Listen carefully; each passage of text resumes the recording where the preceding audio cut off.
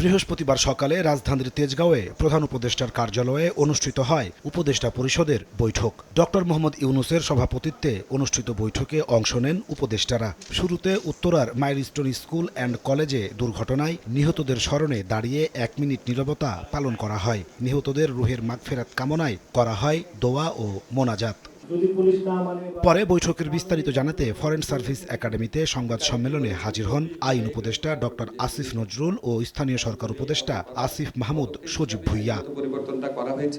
Doctor Asif Nazrul জানান, বিমান দুর্ঘটনায় নিহত মাইলস্টোন স্কুল অ্যান্ড কলেজের 2 শিক্ষককে রাষ্ট্রীয় সম্মাননা দেওয়ার সিদ্ধান্ত নিয়েছে সরকার। শুক্রবার দেশের সব ধর্মীয় প্রতিষ্ঠানে নিহতদের রুহের মাগফিরাত কামনায় বিশেষ দোয়ার আয়োজন করা হবে। মর্মান্তিক বিমান দুর্ঘটনাকালে 2 শিক্ষিকা তারা অসামান্য আত্মত্যাগের পরিচয় দিয়ে স্কুলের সন্তানদেরকে রক্ষা করার চেষ্টা করেছেন।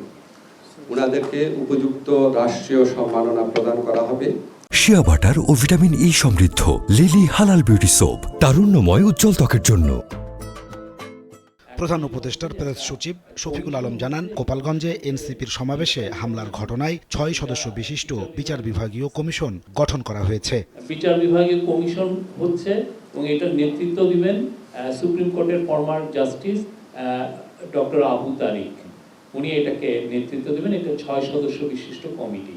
এরা গোপালগঞ্জের যে ভায়োলেন্সটা হলো, এখানে হতাহত এবং এটার কারণ অনুসন্ধান করা, এই পুরো জিনিসগুলো তারা 3 সপ্তাহের মধ্যে এই কাজটা, এই ইনকোয়ারি এটা করবেন।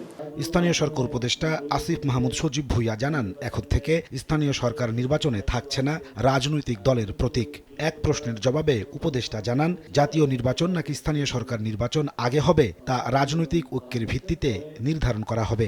দলীয় প্রতীকে স্থানীয় সরকার নির্বাচনে অংশগ্রহণ করার আর কোনো সুযোগ নেই। এখন থেকে ইন্ডিভিজুয়াল প্রতীকে স্থানীয় সরকার নির্বাচনগুলো হবে। রাজনৈতিক দলগুলোর ঐক্যবদ্ধ এবং হলে এই বিষয়ে স্থানীয় সরকার নির্বাচন জাতীয় নির্বাচনের আগে হতে পারে। এই বিষয়টা সম্পূর্ণই রাজনৈতিক দলগুলো সহ সরকারের একটা ঐক্যমত্যে আসার বিষয়। কাউকে গ্রেফতার করতে গেলে পুলিশ সদস্যকে তার পরিচয় নিশ্চিত করার পাশাপাশি আটকের 12 ঘন্টার মধ্যে তার স্বজনদের জানানোর নতুন আইন অনুমোদন দিয়েছে উপদেষ্টা পরিষদ। নাজমুস সালেহী, সময় সংবাদ, ঢাকা।